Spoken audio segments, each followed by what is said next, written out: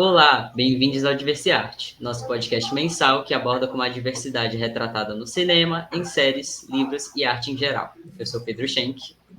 E eu sou Eduardo Estelita. Hoje a gente vai falar sobre o filme Madame Satã. O filme retrata a vida da referência na cultura marginal urbana, o célebre transformista João Francisco dos Santos. Malandro, artista, presidiário, pai adotivo de 7 filhos, negro, pobre e homossexual. Ele foi conhecido como Madame Satã e frequentador do bairro Boêmio da Lapa, no Rio de Janeiro. O filme mostra seu círculo de amigos antes de se transformar no mito Madame Satã, lendária personagem da boemia carioca. Madame Satã é um filme de 2002, dirigido por Karim Ainous e escrito por ele, Marcelo Gomes e Sérgio Machado. O filme retrata a vida polêmica do artista, né, e transformista João Francisco.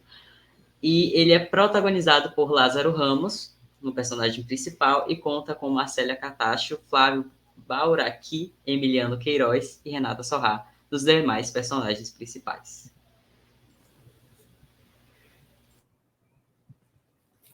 Pode puxar para a Tayane agora. Eu posso puxar. Mas vamos falar do filme? Não, vamos puxar para a Tayane. E, gente, já começou. Mas está muito boa a apresentação, Pedro. E hoje, para conversar também sobre o filme, sobre a história de Madame Satã e sobre maturidade LGBT, a gente tem duas convidadas, a Tayane Miaki, que é coordenadora de políticas para a diversidade na CODIVER, que é a Coordenadoria de Diversidade da Prefeitura de Santos, e Luciana Correia, que já esteve aqui com a gente também em outro episódio, que é especialista em gerações e maturidade, que também vai participar da nossa conversa. E logo para começar a conversa, eu queria já trazer uma questão polêmica para a gente meio que situar também esse atravessamento entre a maturidade e a vivência de pessoas LGBTQIA+, e mais especificamente de pessoas trans e travestis. E uma polêmica, né, e eu acho que uma questão importante que também eu também já fui culpado de disseminar esse dado,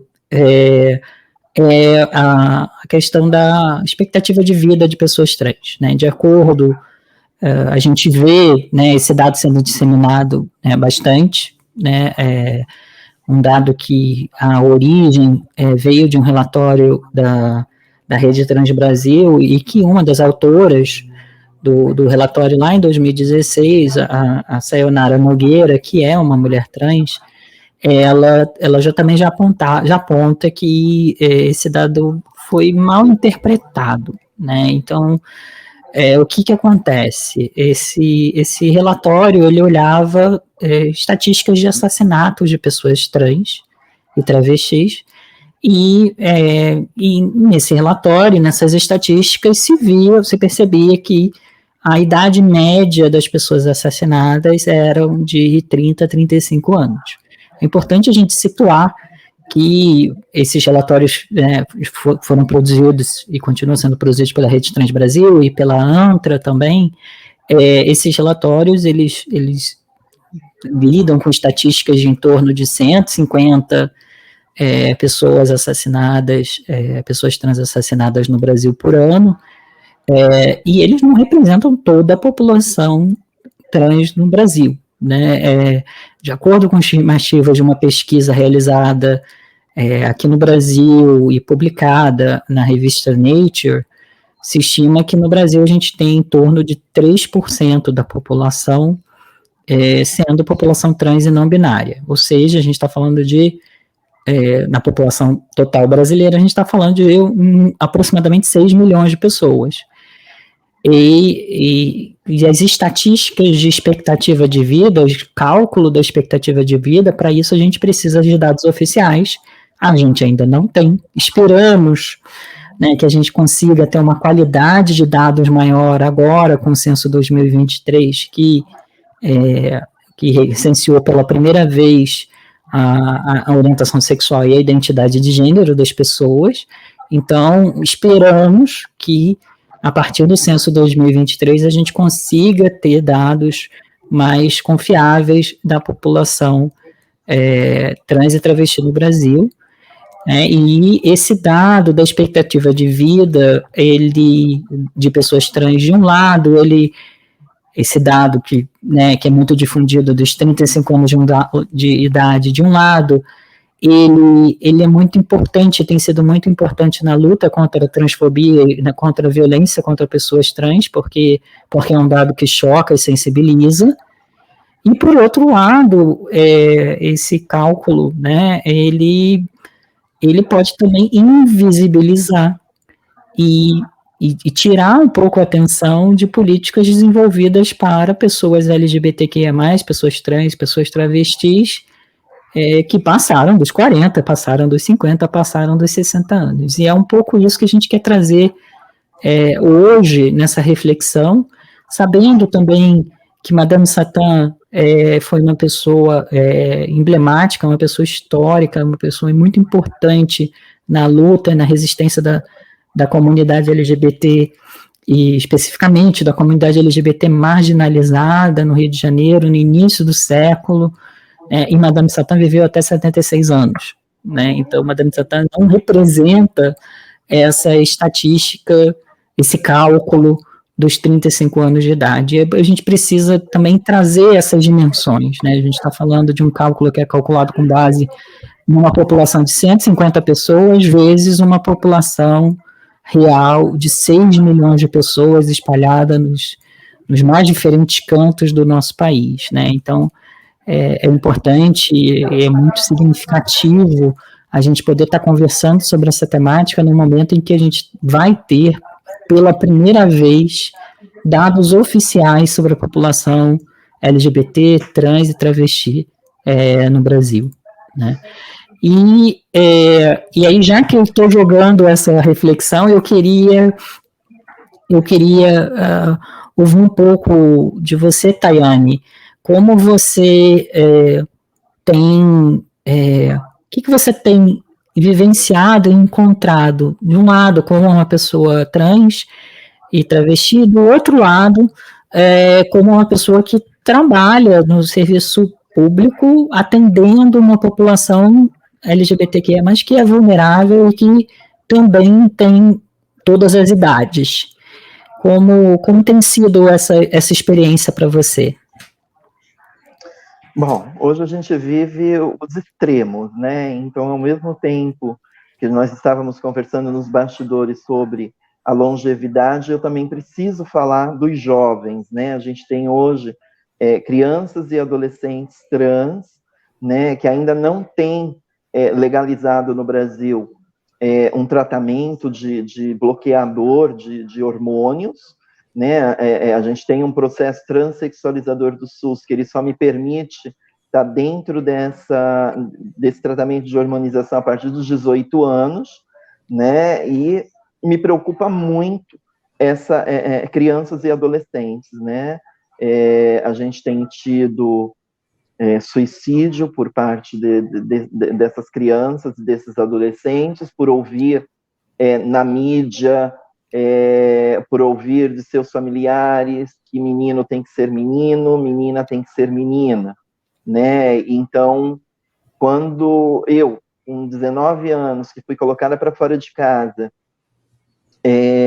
me vi fazendo algo errado, que eu era errada da família e tentei um suicídio, já com 19 anos de idade, e muito me preocupa essa criança e esse adolescente. E quando a gente vai para a longevidade, muito me preocupa também, porque ainda é uma pauta que a gente não discute, o que fazer com essas pessoas, e eu estou vendo pessoas destransicionando para poder voltar para os seus lares, é uma condição que a família coloca, Você só volta para casa se você fizer a retirada dos seios, seja ele prótese de silicone ou silicone industrial, venha numa forma masculina, Então, isso muito me preocupa, porque você está deixando de ser quem você é, né? E a gente não está vendo políticas públicas para isso, né? Precisamos criar políticas públicas para isso, né? E como criar essas políticas públicas, né? Então, isso muito me preocupa. Eu já sou uma senhora de 56 anos, né? Então, estou aí nessa condição também, né? Hoje estou estabilizada, mas eu não sei o que pode acontecer. Tudo pode acontecer, né? Então, isso muito me deixa preocupada, porque eu não estou vendo ainda, por mais que tenhamos uma secretaria nacional de políticas LGBTs, eu ainda não vejo isso sendo pautado. Tudo bem, estamos no mês 10, né, da primeira gestão, né, dessa gestão nacional, mas eu ainda não vejo essas políticas sendo pautadas, e eu acredito que essas políticas só serão pautadas a partir do momento que nós tivermos as conferências, né? Não se fala ainda em conferência LGBT, mas eu acredito que nessas conferências será o momento da gente estar discutindo todas essas pautas, não só da criança e do adolescente, até falar da pessoa longeva também. Não, e é interessante, porque o último episódio que a gente falou sobre neurodiversidade, e foi um processo parecido também, né, de você, quando se fala de neurodiversidade, fala de autismo, você falou por muito tempo sobre as crianças, a experiência no ambiente escolar, e as pessoas, né,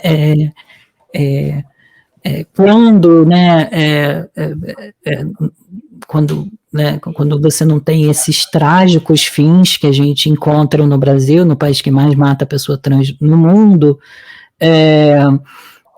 as pessoas vão envelhecer, as pessoas vão passar por outros estágios de vida, vão constituir outras famílias, né, não vão necessariamente precisar passar todas por um processo de violência para ser reinserido, né, numa família de origem, vão poder constituir suas famílias.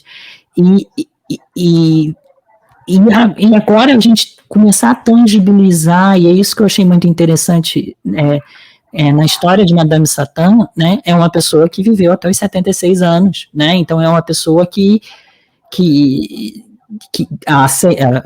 nasceu em 1900, filho de escravos, foi vendido, né, filho de 16 crianças, né, foi vendido para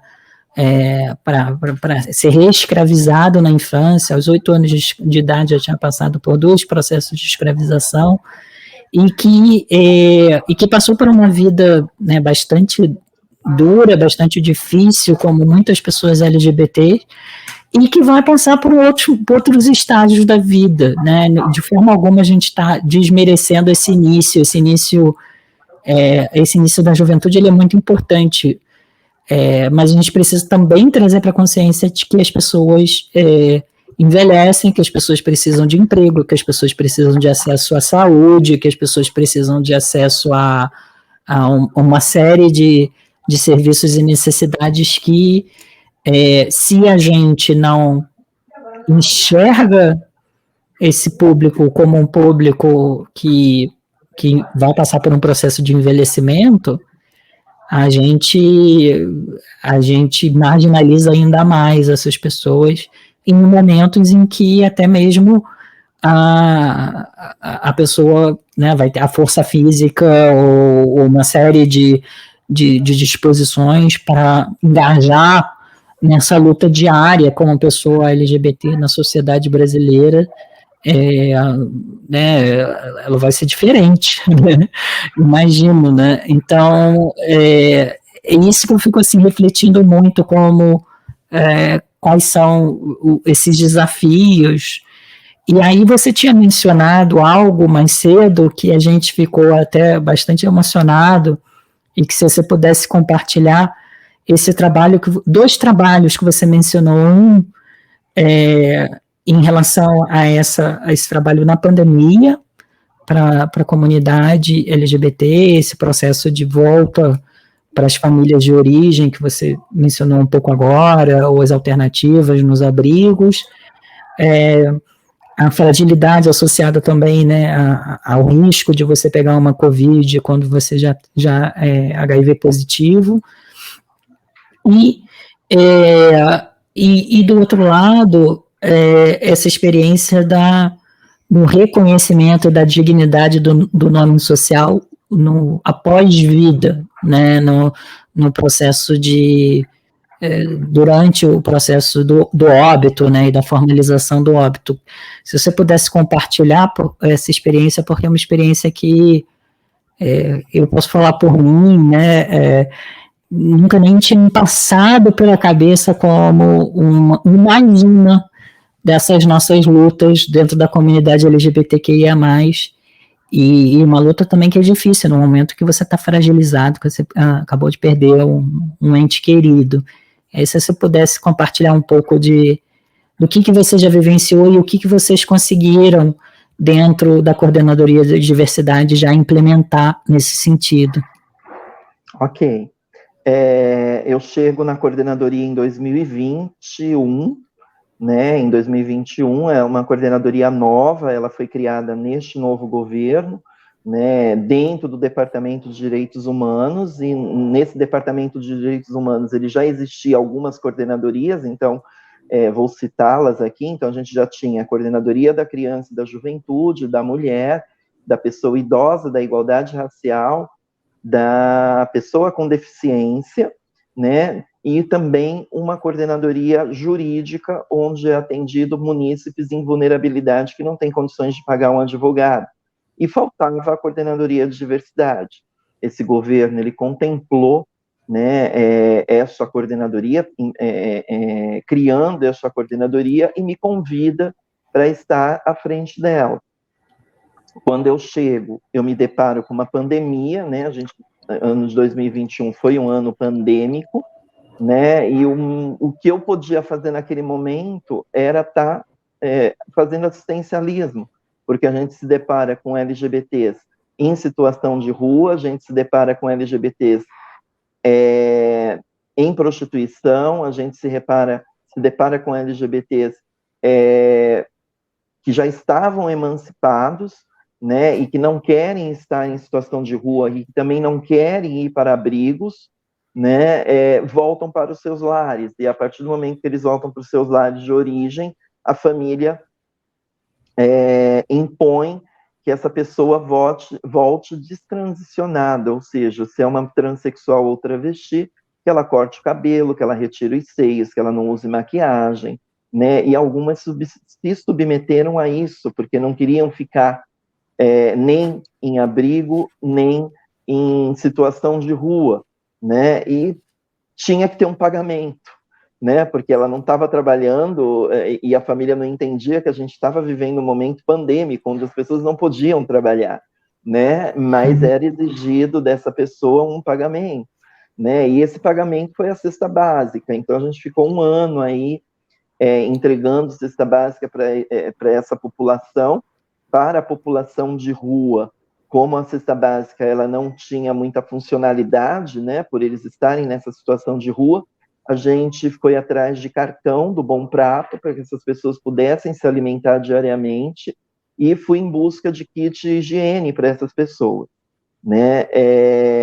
Foi muito difícil, porque a gente tem os CRAs, né, que são as portas abertas que a gente tem na cidade para esse tipo de dispensação de cesta básica, uma vez que a pessoa já tenha o CadÚnico, né? E aí eu me deparo com quase que 80% dessas pessoas não tinham CadÚnico. E aí, pela formalidade, eu não conseguia entregar cesta básica. Então, eu tive que buscar patrocínios, empresários, e graças a Deus fui bem sucedida, a gente conseguiu atender todas essas pessoas nesse um ano de pandemia que a gente teve aí. Aí, entramos no ano de 2022, e aí sim, de fato, eu começo a fazer fazer políticas públicas, que é o principal objetivo dessa coordenadoria, que é executar políticas públicas para o público LGBT+, no nosso município, né? Então, a gente já tinha, em 2015, o nome social para pessoas transexuais e travestis, né, onde dá o respeito dentro do âmbito público, e precisávamos fazer o cumpra-se, né? E como é que dava esse cumpra-se? Dando formativas. Não adianta você criar a lei e não fazer uma formação com essas pessoas, explicar o quão é importante o respeito, né? E aí eu comecei as formativas com todas as secretarias, ainda confesso que é contínuo, porque servidor ele muda todos os dias, então de lá para cá eu venho capacitando, formando várias turmas em várias secretarias, né? E isso vai continuar até o final dessa gestão. É uma prioridade desse governo que a gente tenha todos os servidores falando a mesma língua, né? E dando um tratamento humanizado a essas pessoas, né? A partir daí, eu começo a me deparar, quando eu entro na Secretaria de Saúde, eu começo a me deparar com alguns gargalos, né? Então, por exemplo, eu, Tayane, que já tenho o meu nome retificado, nome e gênero na certidão retificada, quando eu solicito um exame de PSA, esse exame, quando chega na convenhada, né, ela me é negada, porque é um exame tipicamente para o público masculino, e o sexo lá está feminino. Então, a gente se atenta que se faz necessário fazer também um decreto que mude todos os formulários da prefeitura. E confesso para você que a gente ainda está nesse processo, não conseguimos mudar todos. A saúde é a secretaria que tem mais documentos para serem mudados, né? Mas a gente está nesse empenho e a gente tem que fazer o cumpra-se também, né? Então, a gente criou, além do campo que já tínhamos do nome social, nome civil e sexo, a partir daí a gente criou o campo identidade de gênero, onde a gente vai assinalar se é uma mulher cisgênera, um homem cisgênero, travesti, mulher transexual, homem trans, intersexo, não binário e outros, né?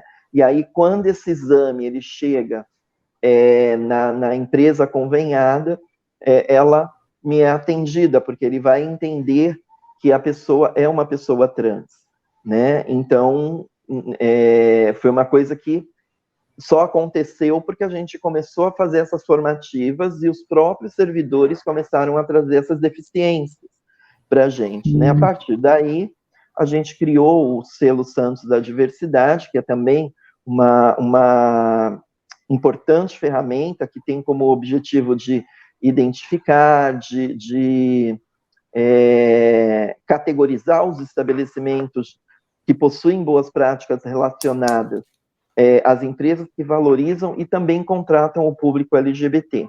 Essas empresas, elas fazem a inscrição no nosso hot site, a gente tem um site da diversidade dentro do portal da prefeitura, e a partir daí que ela faz a inscrição, ela passa por uma comissão avaliadora para ver se realmente é uma empresa inclusiva, né? E a partir daí a gente contempla ela com um selo, né? Eu vou mostrar aqui para vocês o nosso selo, né? E essa empresa ela também se compromete a passar por uma formação. Então, eu, enquanto coordenadora, vou à empresa e dou uma formação para todos os colaboradores, falando não somente de diversidade sexual e de gênero, mas também a cidadania LGBT+. Então, falamos sobre legislação, falamos sobre tudo que envolve a essa diversidade, né? A partir daí, a gente cria, passei por uma situação em 2017, ainda quando eu não estava coordenadora, naquela ocasião, eu era agente de prevenção de saúde, trabalhava com travestis e transexuais que estavam na prostituição, eram profissionais do sexo, e a gente tem um assassinato num domingo, ao meio-dia, a céu aberto, né? E uma dessas travestis, vem a óbito por conta desse assassinato. Era uma pessoa que não tinha família, que não tinha referência, a única referência que ela tinha aqui na cidade era eu, enquanto agente de prevenção. E aí busquei junto à prefeitura o que eu podia estar fazendo para dar um mínimo de dignidade para essa pessoa, na sua morte, né? E consegui. E aí fizemos todos os trâmites para que ela fosse enterrada com dignidade, mas no momento que eu entro dentro do cemitério com aquele corpo e recebo a documentação dela, porque até então estava tudo com a parte legal do hospital, né, e eles me trazem o documento, eu me deparo que o nome dela, ali naquele documento, ainda era o nome civil masculino, né, e não era aquele nome que ela era reconhecida pelo nome social feminino, né, e aí eu me deparei com aquilo e falei, não, eu em 2015 fui protagonista do nome social em vida e eu também tenho que dar essa dignidade no pós-morte, né, ninguém a conhecia pelo nome que estava no RG, para mim também foi uma surpresa, né, e aí tive que fazer uma sensibilização também junto ao chefe do cemitério, porque não bastava eu falar, vamos lá e colocar o nome, não é assim que procede, né? E conversei com ele, foi 1 hora de sensibilização, porque ele também não entendia aquilo, e eu dizia para ele que o sistema continuaria com o nome que estava com o documento, nós iríamos somente colocar entre parênteses o nome social, né, naquele campo, e na lápide colocaríamos o nome social, que era o nome pelo qual ela era reconhecida, né? E consegui fazer isso. Enterramos ela e jurei para mim, naquele momento, que um dia aquilo virasse uma lei, alguma coisa. A partir do momento que eu venho para a coordenadoria, eu só posso propor decretos, né? E aí eu crio o projeto, levo para o prefeito, não tive questionamentos, porque tudo passa por antes de chegar ao prefeito, passa por uma procuradoria jurídica, né? Aqui na prefeitura, e aí tivemos o óbice da Procuradoria Jurídica. Quando chegou no prefeito, o prefeito não fez questionamento nenhum, porque eu já tinha feito a justificativa do decreto, né, e sou atendida, eu não, né, todas as travestis e transexuais são atendidas neste decreto, e a partir do momento que aquela transexual ou travesti não teve a oportunidade de mudar o seu nome em vida, ela tem a dignidade no pós-morte, ou seja, tanto na sua certidão de óbito quanto na lápide, vai o nome social dessa pessoa. Criamos também um mapeamento, porque aí eu chego, como eu disse, eu chego num ano pandêmico, no outro ano eu começo a buscar políticas públicas, mas eu ainda não sei quem estão, onde estão e o que fazem as pessoas LGBT+ do meu município. E aí criamos um manualzinho, aqui aonde eu levo quando eu faço as formativas, e no final eu entrego um manual, que é um resuminho do que a gente falou, né? E aí no final a gente tem aqui, através do QR Code, a gente tem um mapeamento para que o público LGBT+, responda o questionário, para que a gente possa criar um diagnóstico, né, e ver o que realmente a gente precisa fazer, além dessas que eu já fiz aqui na cidade, né, as que eu fiz foram espontâneas, né, mas eu preciso também que o público LGBT se envolva nisso, né, e aí, através desses servidores ou universidades, porque eu não não faço formativa só dentro da prefeitura, eu também faço em empresas, em universidades, eu vou abrir a porta, eu estou entrando, né? Então, querendo falar de diversidade, eu estou indo, né? E aí são multiplicadores, e através dessa multiplicação a gente pede que busquem as pessoas LGBT+, para que respondam o nosso mapeamento. Será que eu esqueci mais? E aí, por fim, agora em agosto, foi criado o Conselho Municipal de Políticas LGBT, antes era uma comissão, né, uma comissão executiva que falava-se de diversidade, também junto ao poder público, mas hoje a gente tem um conselho de direito, onde é composto não somente pelo poder público, mas também pela sociedade civil. Então, a gente está aí caminhando, trabalhando, né, e eu ainda tenho muita coisa para fazer até o final dessa gestão. Nossa, em 2 anos fez tudo isso, né? Um ponto que você trouxe. Nossa, você trouxe vários pontos, né? Nossa, é até difícil, até a gente. É difícil às vezes transmitir, né? O como é complicada essa luta no momento que você está até mais frágil, né? No momento em que você teve o óbito de uma pessoa próxima e que você, mais uma vez, precisa lutar para ter a dignidade, para ter o nome reconhecido, para que as pessoas possam vir e celebrar você, né? E celebrar a sua vida. Até reconhecendo, né, sabendo, né, de quem você é, como um pequeno gesto como o nome na lápide faz toda a diferença, né? E, e aí, o que você poderia recomendar? E depois eu vou pedir para você depois também compartilhar com a gente os links, os acessos, para onde as pessoas também possam se informar sobre os direitos, sobre esses decretos, sobre essas conquistas, para estarem amparadas, né, no momento em que essa necessidade se faça, né, para que elas não precisem ter que, né, já vão ter que lutar, né, a gente já sabe que infelizmente a gente tem que lutar por muitas coisas ainda, mesmo quando é lei, quando é reconhecido, quando é decreto, mas que tenham esse amparo, né, quais são os caminhos que as pessoas poderiam seguir para ter esses direitos, para ter acesso a essas informações e a ter esses direitos reconhecidos? Quais os canais vocês têm? Sistemas de atendimento? Quais são os canais que as pessoas poderiam acessar? Obviamente, né, a gente está falando do caso de Santos, né, da cidade de Santos, mas na cidade de Santos para poder ter acesso a essas informações.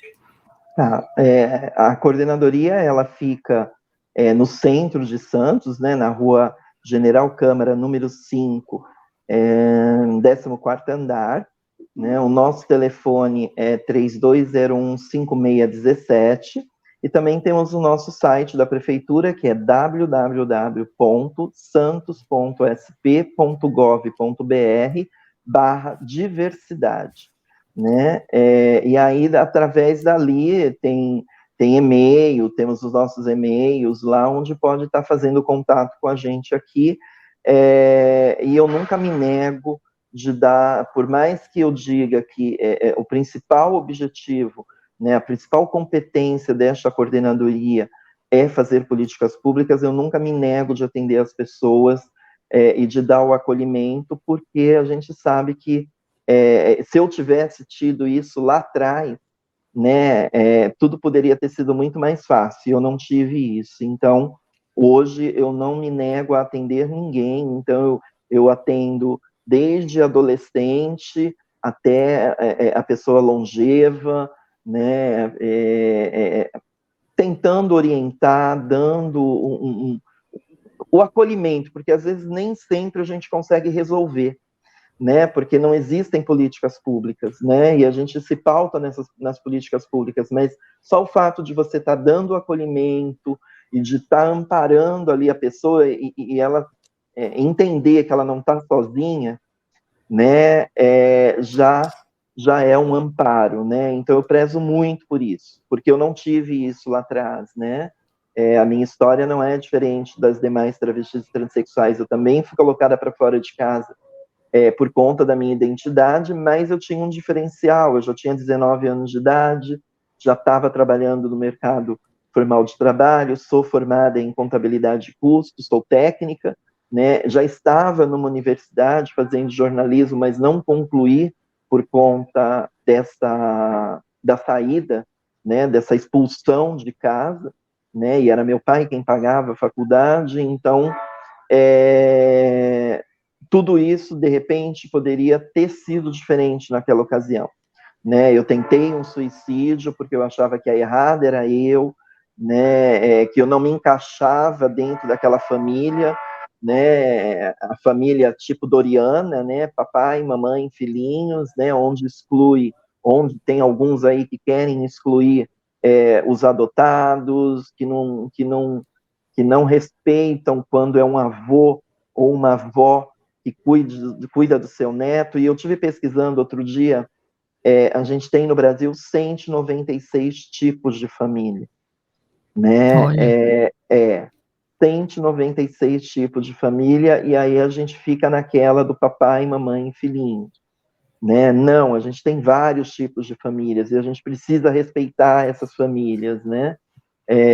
Então, e uma outra coisa também que me chocou muito na época da pandemia foi uma grande amiga minha que pegou Covid, ela já vivia com HIV, né? E a gente estava naquele momento que a gente não podia participar de enterros, né? Mas eu, muito abusada que eu sou, né? Eu fui, conheci o pessoal no hospital, conversei, eles deixaram eu entrar. E aí, quando eu chego lá, né, tá a família, eu me deparo com a minha amiga, com um terno, gravata, e pintaram um bigode de maquiagem no rosto dela. Aquilo acabou comigo, né? E aí eu pensei, a gente não tem um minuto de sossego, a gente leva uma vida de negação até no pós-morte, né? E aí sou colocada para fora daquele recinto, porque a família não aceitava ela, muito menos eu, que eles sabiam que ela estava sempre junto a mim, né? Então aquilo me deixou ficou muito marcado, eu não consigo esquecer aquela imagem, né? Tá sempre vindo na minha cabeça aquela imagem. Então assim, é uma violação de direito também no pós-morte, né? Então eu acho que basicamente é isso, né?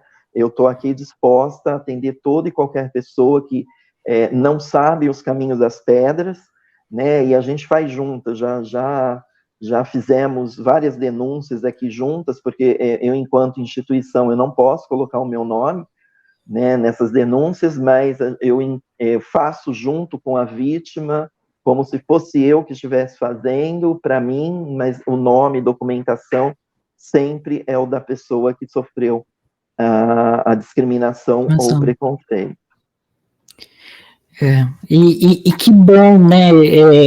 Felizmente que você está aqui, felizmente que você esteja fazendo esse trabalho, né? De novo, a importância do combate ao suicídio, da valorização da vida, do respeito da vida, porque olha que diferença na vida das pessoas você está fazendo, né? Eu tô aqui, eu tô aqui emocionado de novo, né? E eu vou passar para o Pedro enquanto eu me recomponho um pouco, mas agradeço muito, Tayane, e saiba que seu trabalho é muito importante e que a gente precisa cada vez mais pessoas como você também dando esse atendimento humano, digno, né, que recentra, né, no humano, na dignidade humana e no respeito à vida. Realmente é uma história muito, muito, muito forte, né? Você já tinha comentado, mas não importa se você repetir 10 vezes, eu acho que qualquer pessoa vai ficar impactado mesmo, né? É algo muito sério. Eu tinha até comentado nos bastidores que a Lu ficou muito emocionada com a história, né? Ficou muito tocada. E quando você contou, por ser uma pessoa trans, eu me coloco no lugar, mas infelizmente, eu acho que a mente da gente acaba criando uma certa barreira de, tipo, a gente ouvir esse tipo de história e pensar, poxa, é normal isso acontecer com a gente, com pessoas como nós. Isso é uma possibilidade muito grande de acontecer. Eu, graças a Deus, apesar de não ter uma família que entende 100%, né? Inclusive, meus pais não me chamam de Pedro ainda, é uma grande caminhada, né? Que eu ainda tenho para percorrer, apesar de ser muito bem tratado, vamos dizer assim, por eles. E, bom, não fui expulso de casa, né? Não fui impossibilitado de estudar, Meu pai pagou minha faculdade para mim, mesmo sabendo que eu era uma pessoa trans, né, que eu sou uma pessoa trans. Mas ainda assim, por exemplo, a gente ainda não tem essa coisa de deles me tratarem como Pedro, me tratar no masculino. Eu ainda tenho isso, que é um desrespeito comigo, né? Mas a gente cria essa barreira muito grande, realmente, de se sensibilizar 100%, sabe? Sempre vai num lugar de eu poderia passar por isso. Infelizmente é uma história muito comum de acontecer, é muito doido isso. E o Edu falou sobre a questão de como que as coisas são dentro da comunidade, né? E ouvindo o trabalho da Tayane, eu moro em Salvador e eu tive a ajuda de pessoas como você na minha retificação, por exemplo, que eu não sabia para onde ir, não sabia o processo, se eu tinha que ir no cartório, o que eu fazia. E aqui tem o Casarão da Diversidade, que faz esse trabalho muito, muito legal. Inclusive com Conheci, quando eu mulheres estive em trans. Salvador, eu conheci. Keila Simpson me levou para conhecer. Ah, que legal, massa. Lá é muito legal, lá é outro universo, assim. Tem pessoas bacaníssimas e me ajudaram no processo de retificação, fazem praticamente tudo, né? A gente só precisa ir lá no cartório e pegar os documentos. Então, queria muito agradecer pelo seu trabalho, o trabalho de todas as pessoas, né? Enquanto você falava, eu lembrei muito das pessoas que me ajudaram no processo de retificação, e tenho certeza que você faz a mesma coisa. Mas voltando à questão da comunidade, eu queria saber de você como é a sua visão em relação às pessoas mais jovens nesse processo de ajudar outras pessoas LGBTs, né? Como você vê isso, assim, hoje em dia? Então, é complicado falar sobre isso, né? A gente teve na semana passada a 12ª Semana da Diversidade aqui em Santos, né? E como abertura, eu trouxe um show artístico de várias drags, porque a gente está sem casa noturna aqui em Santos, né?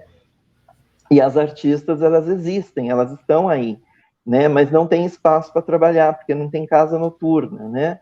E aí eu fiz uma mescla. Eu trouxe drag queens mais novas e drag queens mais antigas, né? Mas naquele processo de você estar chamando as meninas para fazer parte do elenco, todas elas, era engraçado que todas elas perguntavam, mas quem vai participar? Né? E aí eu falava para elas, surpresa, na hora vocês vão se ver dentro do camarim, né? E eu mesclei, né? E por quê? Porque a gente ainda sofre, né? As mais velhas ainda sofrem com as mais novas, né? Então, assim, passou dos 40, você não pode mais ser drag. Desculpa. Passou dos 40, você não pode mais ser drag. Como se a arte drag ela tivesse uma idade e um período, sabe? Né? E aí a gente tinha uma artista drag que completa 50 anos agora, esse mês de outubro. Não sei a data, ela falou que completaria este mês, né? Então, aquele choque de geração que você vê dentro de um camarim. E eu fiz propositalmente para poder ver, porque eu sofro isso, né? Eu já fui chamada de velha. Quando você vai dar uma opinião, né? Ou melhor, quando você vai dar uma orientação e a pessoa entende que é uma opinião na sua vida, elas dizem que opinião não se dá, se vende, né? E aí começa todo como é que eu vou colocar? Elas começam a discordar e falar para ti que você já está velho. Olha, você já está velha. Sim, realmente, eu já tenho 56 anos de idade, mas eu tenho vivência. E as nossas orientações, elas são para que as pessoas não passem por aquilo que a gente já passou e que não foi positivo, né? Então, eu vejo muito essa luta das mais novas com as mais velhas, sabe? Querer se sobrepor, né? Eu venho de uma época que travestis e transexuais não andavam num coletivo público, né? A gente ou andava de táxi, tinha que ter dinheiro para andar de táxi. Hoje você vê, a gente anda livremente nos ônibus, né? Não tem esse problema, né? Então eu vejo muito esse desafio do mais jovem com o mais velho, né? E vejo os mais velhos muito desmotivados, porque não temos políticas públicas para essa população mais velha, né? E como eu coloquei no começo, quando eu falei da pandemia, do Covid, muitas pessoas estão destransicionando, né? Sim. Aquela travesti, aquela mulher transexual que passou dos 40, que ainda está na prostituição, o cliente não quer mais, o cliente quer as novinhas, né? E aí essas pessoas, elas vêm pedir, pelo amor de Deus, para que você arrume um emprego formal para elas, de serviços gerais, telefonista, recepcionista, né? E aí, quando você vai conversar com algumas empresas, elas até colocam um anúncio exclusivo para pessoas trans e travestis, mas lá tem as condições, que tenha pós, que tenha MBA, que fale inglês fluente. Não é a nossa realidade, né? A nossa realidade é outra, né? Então, assim, é um trabalho, quando você me traz dizendo que os seus pais ainda não o respeitam, né, pela sua identidade, tudo isso é um processo, né? É um processo que a gente tem que começar a fazer, é um trabalho de desconstrução, né? Eu sei que não é fácil, né, para você, porque a minha mãe sempre me aceitou. A minha história, a minha transexualidade, ela falou com 3 anos de idade, e eu tenho isso registrado em foto, que foi o que me facilitou na minha retificação de nome lá atrás, que ainda era processo judicial. Hoje a gente faz no cartório, está tudo muito mais fácil, não precisa laudo psicológico, laudo psiquiátrico, fotografias que você é Tayane em sociedade. Eu precisei fazer tudo isso para poder fazer a minha retificação de nome. Um processo Entendeu? completamente diferente. Exatamente. Então, assim, tudo é um processo, né? Então, hoje aqui na prefeitura, eu converso, depois que foi criada a coordenadoria de diversidade, você vê as pessoas saindo do armário, sabe? E alegres, porque sabe que tem uma coordenadoria que vai te amparar, né? Então a gente já teve casamentos homoafetivos onde o prefeito foi convidado, alguns secretários foram convidados, né? E que estavam no armário. Inclusive hoje é o dia de sair do armário, né? Dia 11 de outubro é o dia de sair do armário. E é importante também, que eu sempre falo, que a gente não tem o direito de tirar ninguém do armário. A pessoa só pode sair do armário no momento que ela se sente segura, apta para isso, né? Porque a gente não sabe quais são as condições que ela está, e se ela vai ter maturidade para poder aguentar o tranco, porque colocar a cara no sol não é fácil, né? Eu sempre digo isso para os mais novos. Quer quer fazer a confirmação de gênero, quer transicionar, estuda. Porque a partir do momento que você estudar, você vai conseguir um emprego e vai ter a sua liberdade financeira, né? Não mais precisará ficar debaixo do guarda-chuva dos seus pais, né? Então, tudo isso é um processo. E dentro da prefeitura hoje, a gente tem algumas pessoas que já transicionaram dentro do serviço. Então, a gente tem uma guarda municipal, era do sexo masculino e fez a transição para o gênero feminino dentro da corporação, onde é uma corporação ainda muito machista, né, hostil, né, mas que ela está lá que nem Madame Satã, resistindo para existir. Entendeu? Porque não é fácil e a gente está sempre conversando. Aí tem aquela questão do nome social, do nome, porque as pessoas a conheceram por X e agora tem que chamar por Y. E às vezes a pessoa acha que é maldade. Não, precisa ter também esse tempo de adaptação das pessoas, né? Então a gente vem conversando muito, a gente tem uma sessão de apoio psicológica aos servidores, que eles também têm muita boa vontade de estar atendendo essas pessoas, mas eles não têm a vivência. E aí é onde eu entro, entendeu? Eu entro e converso junto do profissional, da psicóloga, onde precisa ter esse processo também de adaptação das pessoas, né? Em relação ao nome, né? Que é o respeito. O nosso nome é o nosso cartão de visita, né? É assim que a gente quer ser chamada, né? Então, tudo é um processo. E a gente está aqui, eu estou dando o meu melhor, né, dentro desse processo, para que, no mínimo, eu tenha, sei lá, uma nota 7, vamos dizer, nessa gestão. Que eu saia com uma nota 7, eu já fico feliz, porque a gente está trabalhando para isso, né? Tem muita coisa ainda a avançar, porque a gente vê muita deficiência, e essas deficiências, como eu disse, a deficiência existe por não ter uma política pública, né? E às vezes nem sempre essa política tem que ser somente municipal, ela precisa vir de cima, né? Que é o caso dos jovens dentro do processo transexualizador, né? A gente não vai dar hormônio para esses jovens, mas a gente, no mínimo, precisaria estar dando um bloqueador para esses jovens, né? Sim, sim.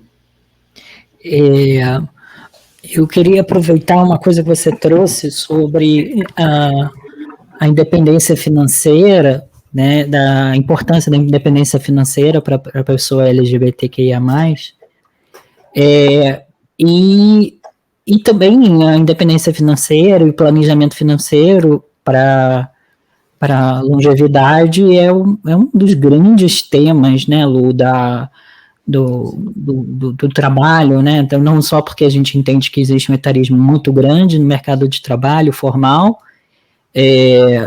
existe também, né, o planejamento para aposentadoria, que imagino que quando a gente fala de pessoas travestis ou transexuais, a gente está muito dificilmente, né, a gente está falando de uma conquista da aposentadoria, porque uma boa parte do trabalho é feito no mercado informal ainda, infelizmente, né, e aí eu queria ouvir um pouquinho mais Lu, você trazer algumas reflexões sobre quais são os desafios dessa independência financeira também na maturidade para a longevidade, e aí se a Tayane pudesse complementar com algumas especificidades da comunidade LGBTQIA+.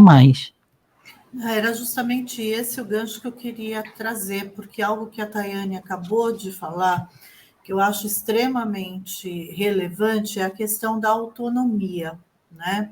Então, quanto é importante para a comunidade LGBTQIA+, e o quanto é importante também quando você está falando de maturidade, né? Porque, na verdade, fugir dos estereótipos e fugir do preconceito que envolve tanto um marcador social como o outro, né? Depende da sua capacidade de ser autônomo, né? Então, eu vejo aí uma intersecção muito grande entre um e outro e fico só imaginando, né, na extrema complexidade que é quando você tem os dois marcadores sociais. Você é uma pessoa longeva da comunidade LGBTQIA+, como bem trouxe o Edu, às vezes que tem, né, toda uma trajetória profissional, uma trajetória de vida feita informalmente, né? E quando você tem também uma questão que é a questão assim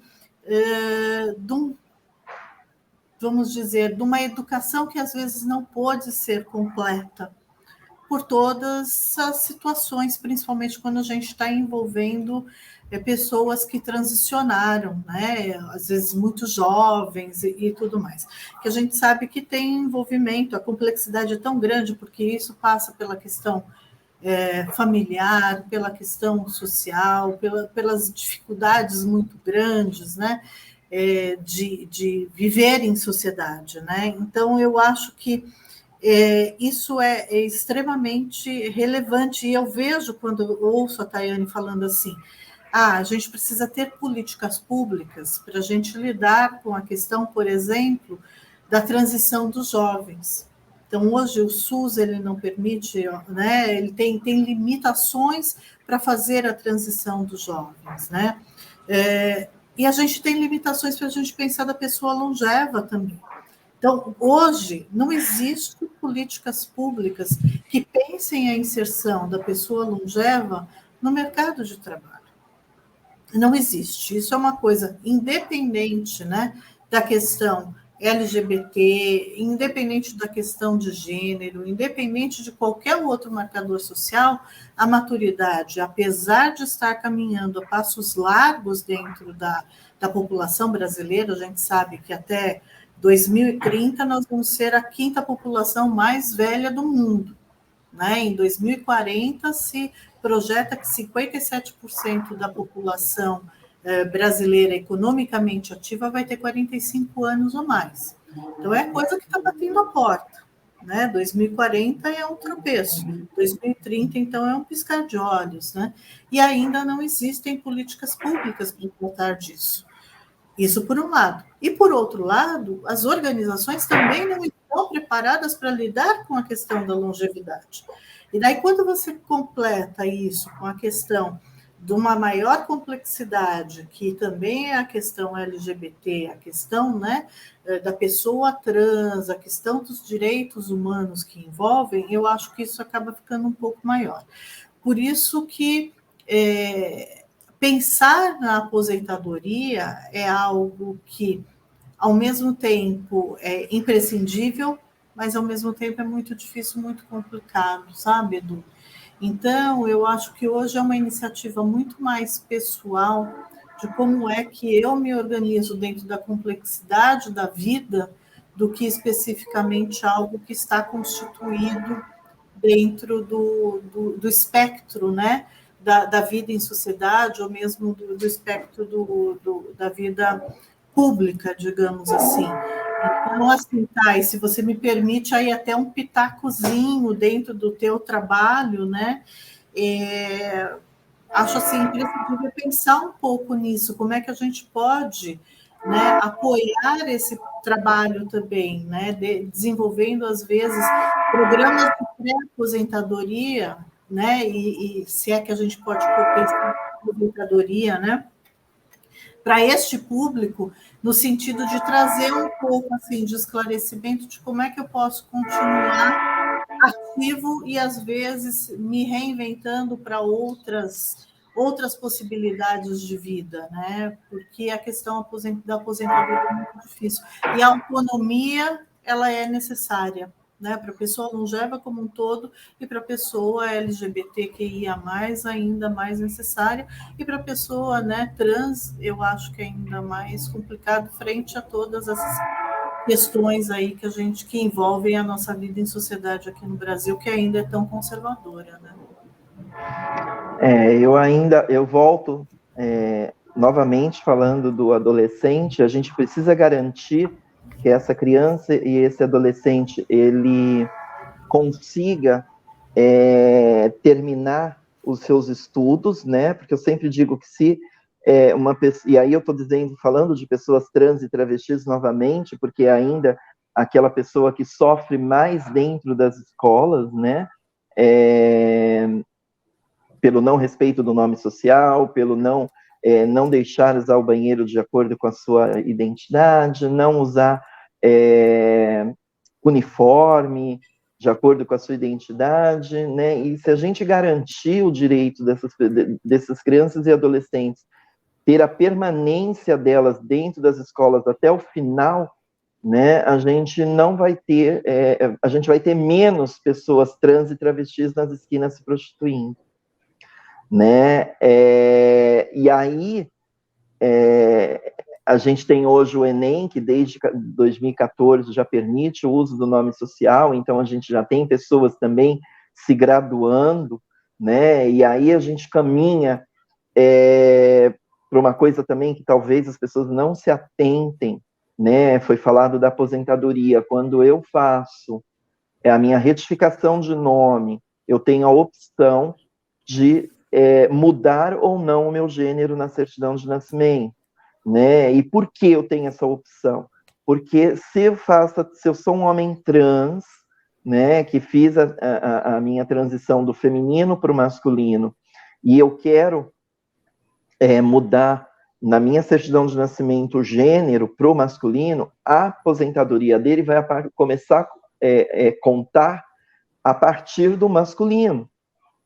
E às vezes essa pessoa ela já teve um tempo de trabalho e falta pouco para se aposentar enquanto sexo feminino, né? E vice-versa, né? Eu enquanto mulher transexual que já tenho a minha certidão retificada para o feminino, ela diminui. E as pessoas não se atentam a isso, né? Naquela coisa do afã de querer mudar o seu nome, o seu gênero na certidão de nascimento, porque é ali que, de fato e de direito, é quem você é, a partir daquele documento, né? Ela se esquece disso, né? Então, é uma outra coisa também que eu sempre levo, quando eu vou fazer as minhas formativas, para que as pessoas, se ela já tem um tempo para se aposentar, mantenha o seu gênero e depois você retifica, depois de fazer essa aposentadoria, né? Porque as pessoas não se atentam a isso, né? A sua recomendação, então, seria fazer essa transição, essa retificação o mais cedo possível, né? Antes da pessoa ingressar no mercado de trabalho. Também. Formal, né? Lembrando que menores de idade hoje só pode fazer a retificação do nome a partir de que um responsável faça via judicial, né? Não se pode fazer no cartório, e no cartório somente a partir dos 18 anos de idade, né? Então, eu sempre recomendo, mas a gente tem pessoas que já transicionaram com uma idade, e eu vejo isso muito nos homens trans, né? Que não sabiam que eram homens trans, achavam que era uma lésbica, e teve todo um trabalho dentro do trabalho formal, e falta pouco para se aposentar, mas aí não lembrou disso, foi lá e fez a retificação do nome e também do seu gênero, porque a retificação do nome, ela pode ser feita normalmente, e você tem a opção de não mudar o seu gênero. Tudo bem que fica desconexo, né? Nome feminino, gênero masculino, e vice-versa. Mas para as questões de aposentadoria, é importante isso, que as pessoas nem se atentam a isso, né?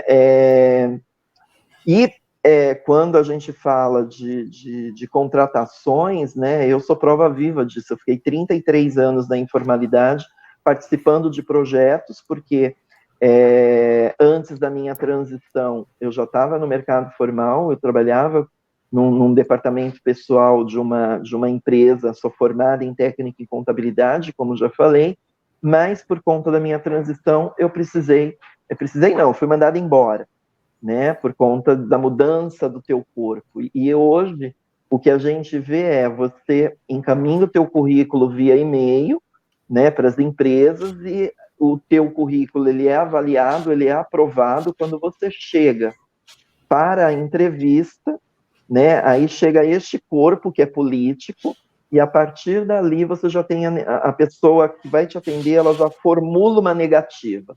Então ela diz para ti, olha, a vaga já foi preenchida, você aguarda que eu vou te chamar, e por aí vai, né? E a gente fica esperando, que nem o download que a gente vai fazer sabe, fica naquela rotatória que não sai daquilo, né? Então, eu, quando estava trabalhando com projetos, eu ficava apavorada, porque o projeto ele tem um início, um meio e um fim, né? E quando chegava do meio para o fim, eu já ficava apavorada, porque eu falei, vou ter que voltar para a prostituição de novo, né? E é importante que as pessoas saibam que a prostituição, quando a gente está na prostituição, não é porque a gente quer, é por uma imposição, né? A sociedade nos impõe isso, né? Por essas coisas que a gente está falando aqui, de não ser aceita, né? As pessoas não querem associar este corpo ao seu CNPJ, é fato isso, né? Então, são questões que eu acredito que vão mudar sim,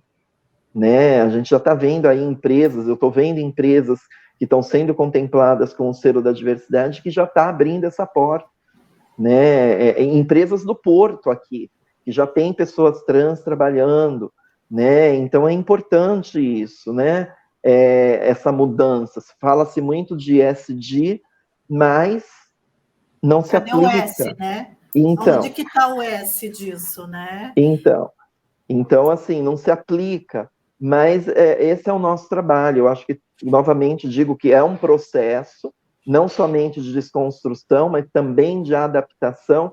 E eu acho que a gente está caminhando aí para algo mais positivo, penso E eu. de Né? construção de uma coisa completamente nova, né? Porque quando Sim. você fala, por exemplo, do corpo, eu fico imaginando, né? Quando você chega numa entrevista, você já tem, para nós que somos, né, 50 a mais, eu estou falando nós, porque tanto eu quanto você, nós duas somos 50 a mais, né? Já tem a questão do corpo que chega a um corpo longevo, um corpo maduro. Né? E que a pessoa que está te entrevistando já cria todo um imaginário em torno da questão da maturidade.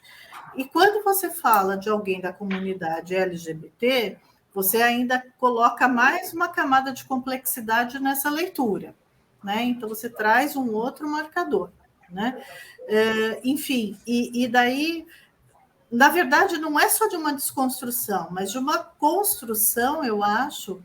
E eu acho que a gente constrói um pouco quando a gente coloca essas questões e conversa sobre elas, né? De que a gente tem que pensar em algo novo, algo completamente diferente, né? Porque as organizações elas ainda são muito etaristas, a gente sabe disso, tem diversas pesquisas que estão apontando isso, né? E elas ainda são muito conservadoras, como você mesmo disse. Né? Então, eu não quero um corpo maduro, e um corpo maduro trans, menos ainda. Né? Assim, e daí a gente vai pensar na aposentadoria, vai pensar na autonomia para esse grupo, né? Um grupo etário que tem esse o segundo marcador. Então, quer dizer, fica realmente tudo muito mais difícil mesmo. Né? E daí, quando você bate ainda de frente com essa questão de que a Previdência não é sensível a essa questão, porque quando você tem esse problema previdenciário, né, então um homem trans, então contribuiu a vida toda como mulher, agora é um homem trans, e aí? Como é que eu vou lidar com tudo isso? Então, eu acho que assim, é uma questão de uma complexidade muito grande, e uma coisa que o Pedro falou agora há pouco e que me chama muito a atenção é que, assim, é um problema muito complexo, que, claro, não vai ter uma solução fácil para ele, né? Mas o que me chama muita atenção é, assim, naturalizar que está tudo bem, não está bem, sabe? É isso que me incomoda, sabe? E meio que, assim, coisa de a gente que trabalha com diversidade, gente que trabalha junto às áreas de ESG, as áreas de recursos humanos, né? É realmente trazer à tona essas questões para que a gente possa pensar um pouco mais aprofundado isso mesmo, né? Porque eu acho que a gente ainda está discutindo isso muito na superfície, né? Porque eu, por exemplo, tenho uma discussão recente, até no artigo que eu escrevi, sobre a questão da feminização do envelhecimento no local de trabalho. Mas, assim, isso parece até raso frente à questão trans no local de trabalho, né? A questão, a feminização, mas do ponto de vista trans no local de trabalho. Então, quer dizer, eu acho que as nossas discussões elas têm que ser muito mais aprofundadas, porque naturalizar, como falou o Pedro agora há pouco, e realmente eu me emocionei demais com aquilo que você contou um pouco antes da gente entrar no ar, né, da gente começar a gravar esse nosso encontro, assim, não pode ser normal, sabe? Você chegar na sua pós-vida e alguém te violentar a ponto de desenhar um bigode no seu rosto, entendeu? Para mim, isso foi de uma violência extrema, não só dos direitos, mas da individualidade, de tudo, sabe? Assim, da alma da pessoa, é algo da história, da trajetória, de tudo aquela alma foi violentada, por isso que me chocou demais e eu morri de tanto chorar aqui atrás, né? Eu pedi licença porque eu fui morrer de tanto chorar, porque eu achei de uma violência extrema. E assim, as nossas discussões elas têm que ser muito mais aprofundadas, muito mais amplas, né? Porque é de uma, enfim, né? Essa questão de transicionar para obter emprego, né? Eu chego assim, eu te confesso que eu chego a ficar chocada, talvez, né? Meio né, parada no tempo, meio perdida no meio dessa história toda, me sinto assim, até como eu falei para você, tá? Me sinto, inclusive, desqualificada para conversar sobre isso, porque é de uma complexidade, de uma profundidade muito maior essas discussões e esses pensamentos e o estudo sobre o assunto, né? Essa é a minha visão. E quando você fala do sistema previdenciário, né? Porque a gente começa a tomar consciência das coisas vivenciando, né? Vivenciando fatos, né? E como eu disse, nós pessoas trans e travestis, a primeira coisa que a gente quer é mudar o nosso nome, né? É a primeira coisa. Quando a gente fala de mudanças, a primeira coisa que mais incomoda na gente é o nosso nome, que não é pertencente, né? E aí, quando a pessoa, esse homem trans trouxe para mim, que ele ainda tinha, sei lá, 4, 5 anos, não me recordo, faltava para ele se aposentar. De contribuição. Enquanto no feminino, né? E isso ia aumentar. Eu tomei um choque, aí eu falei, olha, eu preciso ouvir alguém da Previdência. E aí fui no INSS conversar, e aí a pessoa falou assim, mas ela não quis fazer isso? Ela pensava assim... Como se fosse uma resposta válida, né? Entende? E aí eu fiquei olhando, nível, né, eu fiquei olhando para a cara dela, assim, eu falei, olha, Deus permita que você nunca tenha uma pessoa trans na sua família.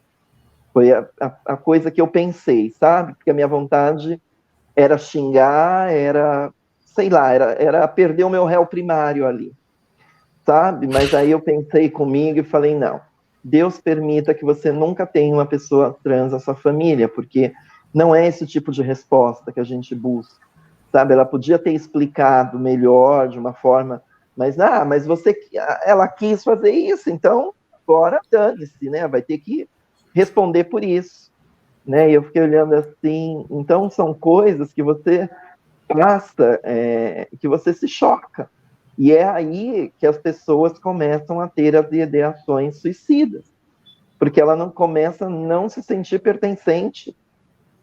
Sim, por isso que você fala que os longevos estão desmotivados, mas não é para menos que estejam mesmo. Entende? Né? Então, assim, é matar um leão a cada dia, né? Como diz o outro, a gente mata um leão a cada dia. E eu vejo também uma desvalorização da vida, sabe? Quando eu ouvi o Pedro, tão jovem, falar assim que algumas coisas, né? Quando a gente estava falando de novo da questão, né, do velório que você acompanhou e da questão da família colocar, né, a sua amiga vestida de terno e tudo mais, quando eu estava voltando, né, e o Pedro falou assim que é normal acontecer com a pessoa trans, né, esse tipo de situação. Eu fiquei tão chocada porque assim é desvalorizar a vida.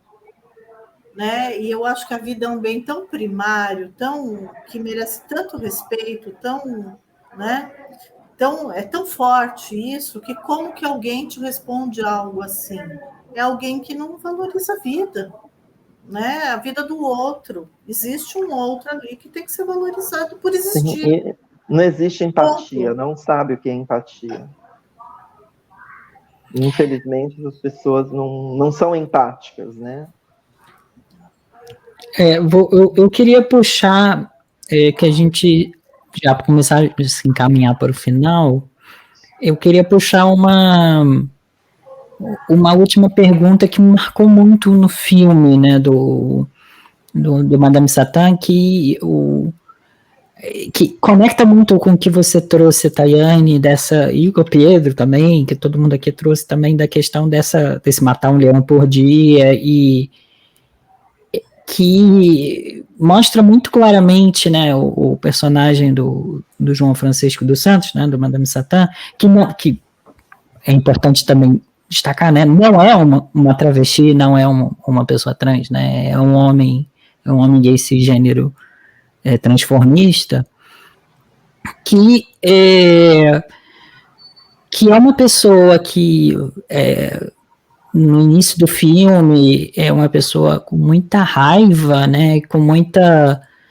violência, né, que cresceu num contexto de muita violência e que reproduz essa violência, e que mesmo dentro dessa família que ele constitui lá com a Laurita e com a Tabu, é uma pessoa bastante violenta, e que encontra o sonho, né, na expressão artística dele a partir dos 30 anos, e aí vai construindo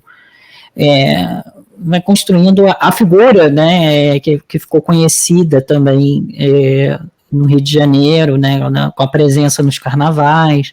O Madame Satã é um nome que vem, né, de uma fantasia de carnaval que ele usa no carnaval de 42, já com 40 anos.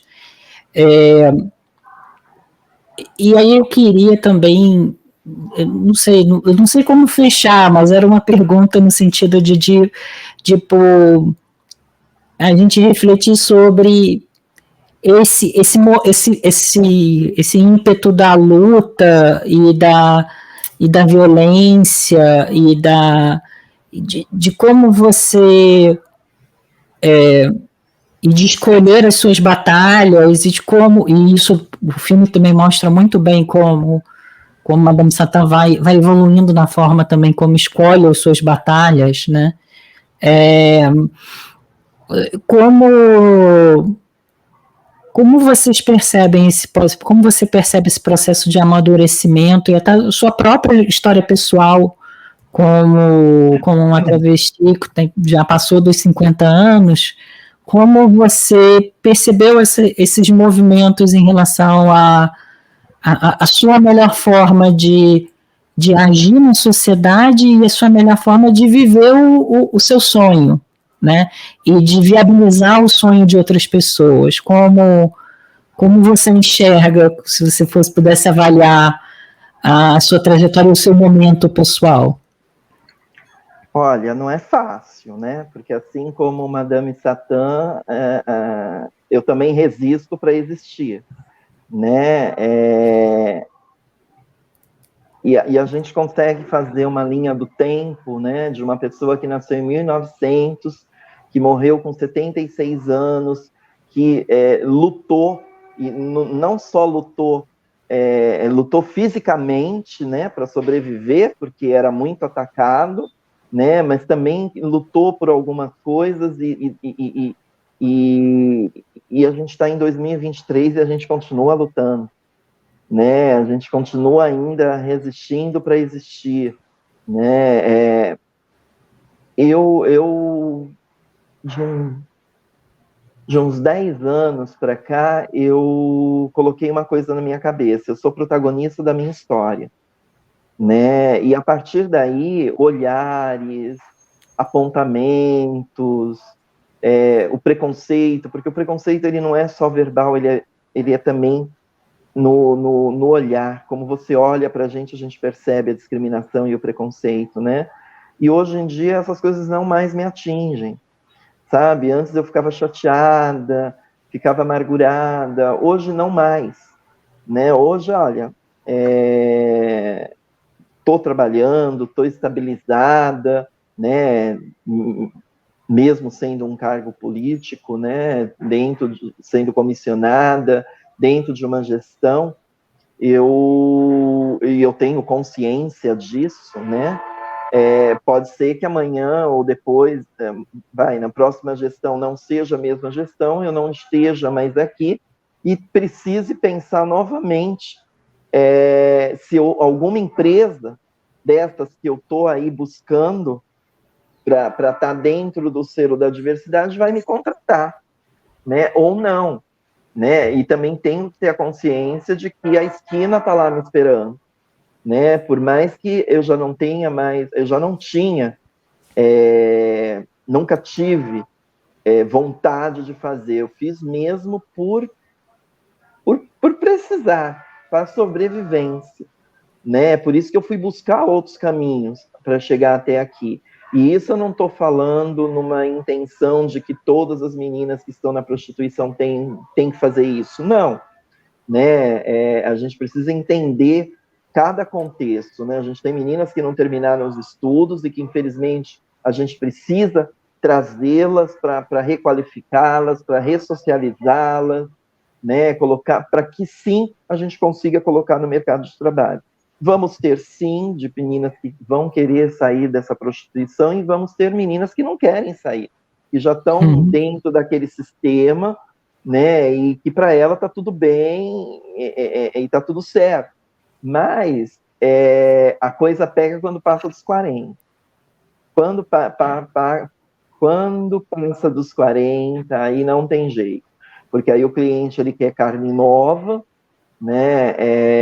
Ele não quer mais as antigas, e aí é quando elas começam a pensar mesmo, e aí a gente faz encaminhamento para o EJA. O interessante é que nós tivéssemos hoje, em São Paulo, a gente tem um programa chamado Transcidadania, onde traz essas meninas para dentro das escolas, né? Tem que estar fazendo EJA, né? E ela recebe uma bolsa mensal de um salário mínimo, tem que cumprir uma carga horária, né? E aí, no final, a gente vai... o ideal é que ela já saísse desse programa com emprego, né? Mas a gente ainda não vê isso acontecendo, né? Então, aqui em Santos, a gente tem cursos profissionalizantes, né? Onde eu já formei meninas em cabelo, maquiagem, corte e costura, e a gente não consegue emprego. Aí ela faz todo esse curso e ela volta para a esquina de novo, entende? Então, assim, muito... a gente ainda vive esse círculo vicioso, né? E essas meninas, elas estão vendo isso. Então, quando você chega para conversar com elas, elas já falam, já vem, é como se eu estivesse indo evangelizar, tá? Porque lá vem ela de novo, sabe? Então você ouve isso, né? Outras não, mas das mais novas a gente ainda ouve isso. Lá vem ela com o blá blá blá dela, né? Mas a gente está pensando no futuro, né? Então, eu não saberia avaliar hoje, não saberia te dar uma nota, alguma coisa nesse sentido. Eu sei que eu estou disposta, né? Eu estou aqui disposta, estou respondendo aquilo que o governo me pede, né? Eu fui contratada para fazer políticas públicas, como eu disse, é uma coordenadoria que tem como competência executar essas políticas. Para além disso, eu ainda atendo o público, né, quando vem com alguma demanda de não saber fazer denúncia, de não saber fazer retificação do nome, hormonização. Então, eu ainda atendo esse público, dou o acolhimento para essas pessoas e faço os devidos encaminhamentos que eu tenho condições de fazer. Tem alguns que eu não consigo, né? Eu até gostaria, mas infelizmente eu não consigo. Então, eu avaliaria assim, diria para você que eu estou aqui, né? Nunca me nego a atender ninguém. Lógico, a gente tem as nossas agendas também, a gente precisa também, o meu trabalho ele não é só na rua fazendo formação, eu também tenho que responder algumas coisas administrativas aqui dentro, mas eu nunca me nego a atender ninguém, né? Então, eu estou aqui e me coloco à disposição dessas pessoas, do nosso público LGBT+, aqui do nosso município. Tenham dúvidas, venham. Não tenham dúvidas, venham também tomar um café com a gente aqui, né? Então, e conhecer o nosso trabalho. Então, é isso, né? Me coloco à disposição de quaisquer dúvidas que talvez tenha surgido aí, né, nas pessoas, e me procurem, né? Estou em redes sociais também, Instagram, Facebook, e é isso. Olha, Tayane, eu já digo uma coisa, a próxima vez que eu for em Santos, eu vou aí tomar um café, conversar com você pessoalmente, Venha mesmo. dar um abraço pessoalmente e a gente gostaria de dizer também que esse é o último episódio da nossa temporada. Eu fico muito feliz da gente estar fechando o ano com a sua fala, com a sua perspectiva, com o seu trabalho necessário. E você tem uma coisa que eu desejo, é que, independentemente da administração, você continue, da gestão, você continue por muitos e muitos anos fazendo esse trabalho, porque você faz um trabalho que realmente faz a diferença para muita gente. Vou passar para o Pedro e aí a gente vai para as dicas. O que você acha, Pedro? Vamos passar para as recomendações agora. Se alguém quiser começar, ou eu posso começar. Pode começar.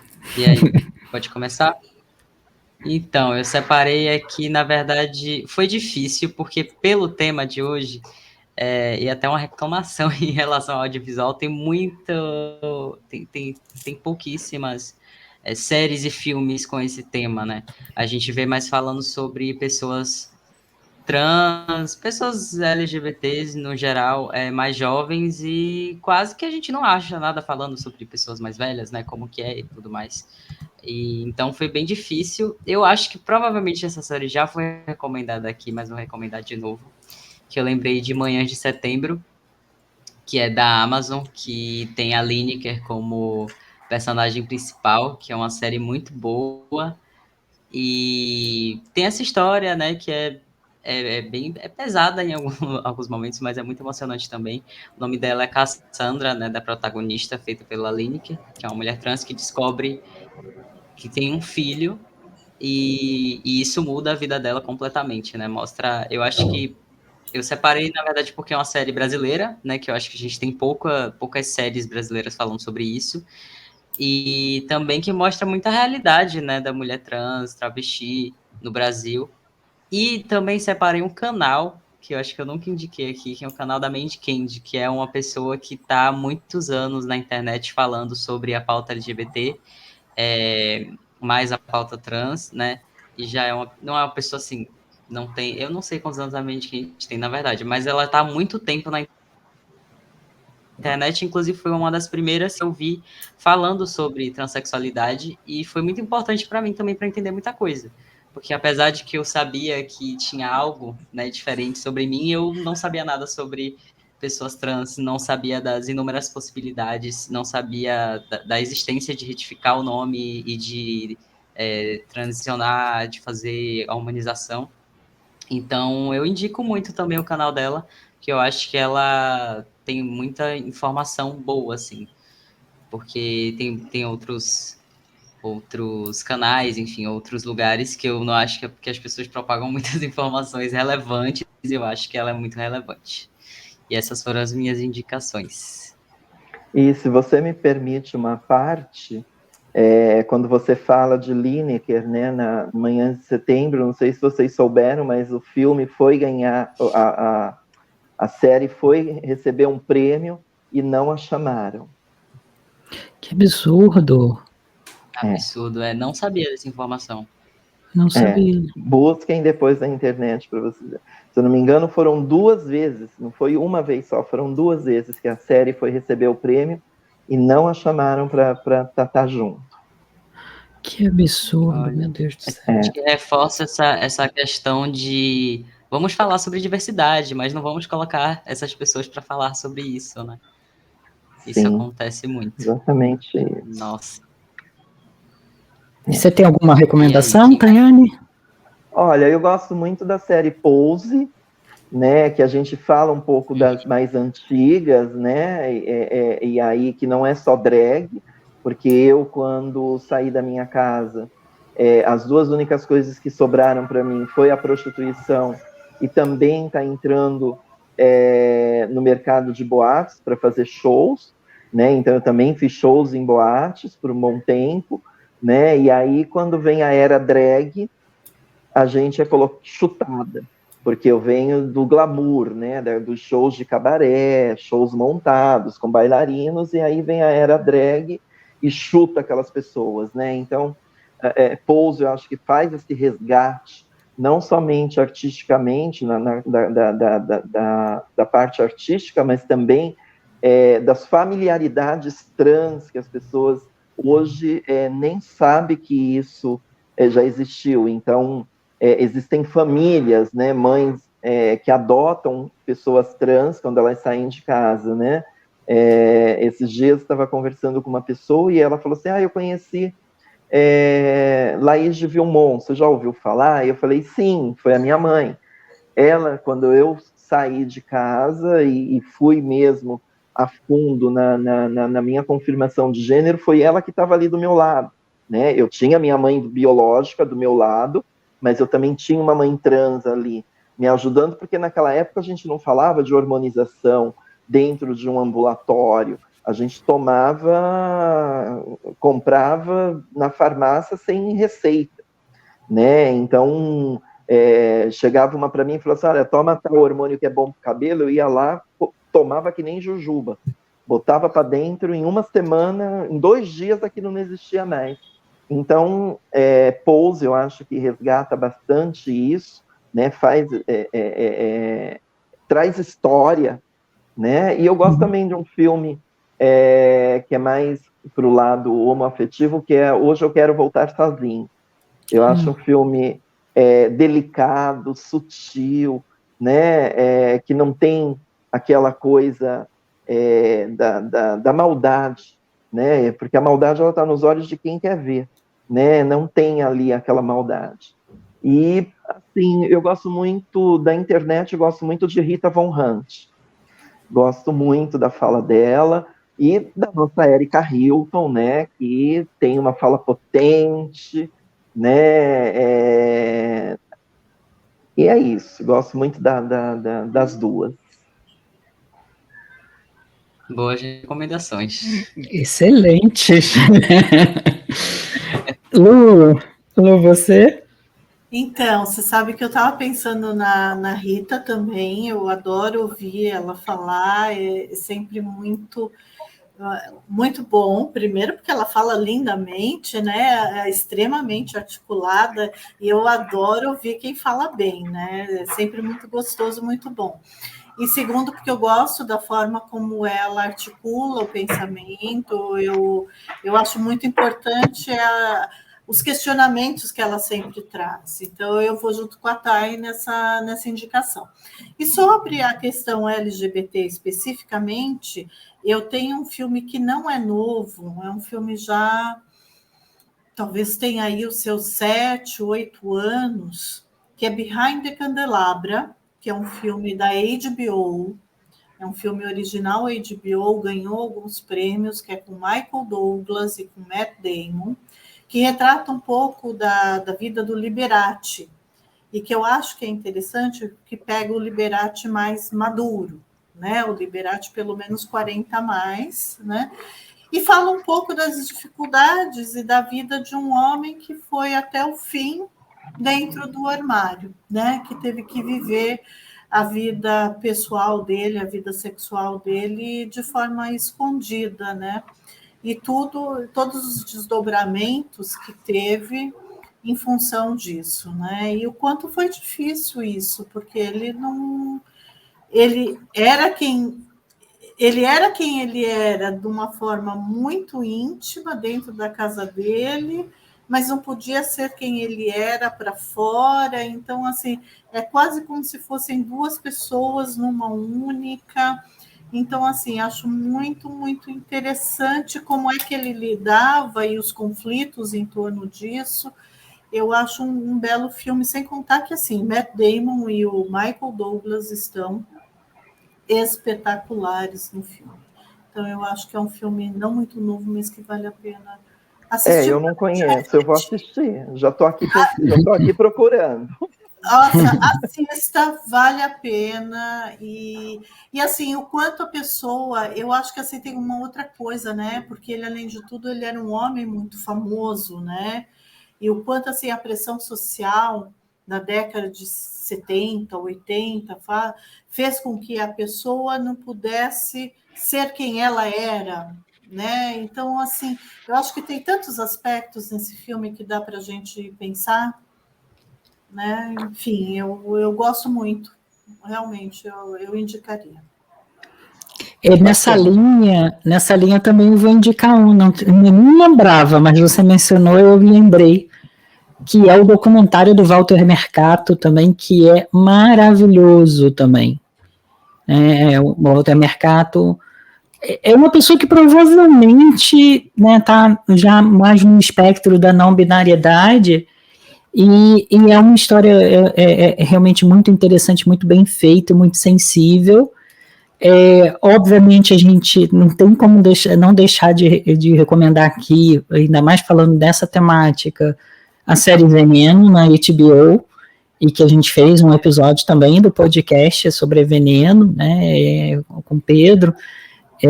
Então, é uma série realmente incrível que mostra a história de uma pessoa de uma travesti que era uma figura pública, era né, a equivalente de uma Inês Brasil, né, entendendo que eu sei que Inês Brasil é uma mulher sem gênero, mas era equivalente de uma Inês Brasil em termos, na dimensão da popularidade, de quão conhecida era na Espanha, e é realmente uma história muito, muito emocionante. Com um olhar mais para cá, para dentro do Brasil, conectando um pouco com referências históricas e com a importância do legado da Madame Satã, eu gostaria de recomendar o livro Devassos no Paraíso, do João Silvério Trevisan, em que ele resgata a história do movimento LGBT brasileiro, para a gente sempre ter essa clareza, né, de que o movimento LGBT sempre existiu, de que pessoas LGBT sempre existiram, e pessoas LGBT de todas as idades sempre existiram. Eu já tive a oportunidade de ver o João Silvério falando em público. É um amor de pessoa, é uma gracinha, é um senhorzinho super, super charmoso e super engajado, ativista. E, além disso, também o filme Tatuagem, que é também um filme brasileiro, que eu gostei muito. Eu, particularmente, eu gosto muito desse filme. É um filme que trata, né, também de um outro momento da nossa história, da década de 70, na década de 80, de relacionamentos afetivos, em um outro momento, né, da nossa história. Também para a gente quebrar essa visão de que, né, houve uma evolução. Não, as lutas estão sempre presentes, a necessidade por reconhecimento, pelo direito de ser e de existir, ele está sempre presente, a gente precisa estar sempre vigilante. Mais uma vez agradeço demais, gente. A gente passou super do tempo, mas a conversa foi muito boa. Vamos dizer que é um episódio especial, então a gente se permitiu passar um pouco do tempo da nossa duração habitual. Agradeço demais, Tayane e Luciane, pela disponibilidade de vocês. Eu que agradeço a oportunidade. Nossa, e Tayane, sempre você quiser, se quiser a gente grava, faz outra live, faz outras coisas, porque eu também virei fãzão. E aí eu vou passar para o Pedro para fechar. Agradeço demais vocês duas pela participação. Obrigada pelo convite, Pedro, uma alegria. Pedro e Edu, e Tayane, como sempre, uma alegria te ver, viu? Obrigada. Edu, a carteira de fã número 1 é minha. Também queria agradecer a participação de vocês duas aqui. Tayane, um prazer conhecer você e seu trabalho. Vou estar acompanhando com toda certeza. E Luciana, que ela sabe que eu adoro ela, e sempre que a gente grava, faz alguma coisa, é sempre muito bom. Então, vou fazer o encerramento. A gente não perguntou. Eu sei que seu arroba tá aqui, mas para quem está escutando, você pode falar um pouquinho das suas redes, como a gente pode te encontrar? Sim, antes de passar a minha rede, então vou fazer a minha autodescrição, né? Acho importante isso também, né? Sou uma mulher transexual de 1,69 de altura, faço questão do 69, é simbólico, emblemático. Sou loira por opção, né? Uso óculos, sou branca, e hoje eu estou usando um vestido vermelho.